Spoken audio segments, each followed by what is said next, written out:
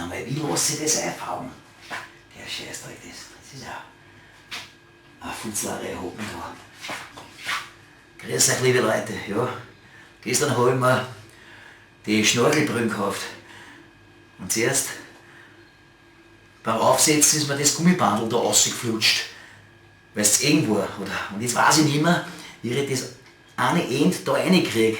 In diesen scheiß Ding da, in diesen komischen Verschluss. Aber auf der Seite schaut es so aus. Ne? Da schaut das End von dem Gummibandel aus wie ein kleines Spatzel, ja, und hält fest. Aber da, wie soll ich das verdammte Bandel da irgendwo reinkriegen? Kann ich da durchs Gelbe geht's nicht, das ist ja logisch, ne? Jetzt muss ich da schauen, irgendwie muss das so aufgehen. Wenn ich da, da ist das ein Druckknopf.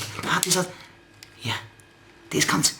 Das geht aber nicht in die, da schau her. Da, das geht in die Höhe. Mach auf die Foot. Auf, und einen Ball, da. Du, geh nicht da, schau, und zu die Foot. Jetzt ist es eingerast. Habt ihr das gehört? So.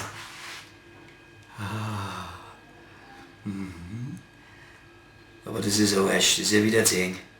Das brauche ich gar nicht aufsetzen. Das brauche ich gar nicht aufprobieren. Kein Scheiß. Jetzt kann ich den Dreck noch mehr aufmachen. Wie ist denn das gegangen? Ist schon da. Ganz minimal, ganz klar. Lass ich das ausschauen. Das Spatzel. Und zu die Foot. Jetzt hab ich's. So, naja. Jetzt probiere ich es auf. Ich sehe hinten. Ja, da ist die Nase. Da ist die Nase. Ja, genau so. Wasch, jetzt habe ich die Lesebrille genommen. Gib weg die Scheißbrille da erst. Jetzt die scheiß Lesebrille. Jetzt probiere ich die Schnorchelbrille. Alter, ich habe einen zu großen Blutzer. Einen Struwwelpeter-Blutzer. Einen verschissenen Struwwelpeter-Blutzer. Jetzt geh auf. Bist du deppert? Boah, ich kriege eine Gehirnerschütterung. Boah, das ist die... Okay, aber jetzt ist der scheiß Bandel wieder auf, jetzt geht man schon Arsch wieder. Ich scheiß auf diese verschissenen Sauschnorchelbrüllen.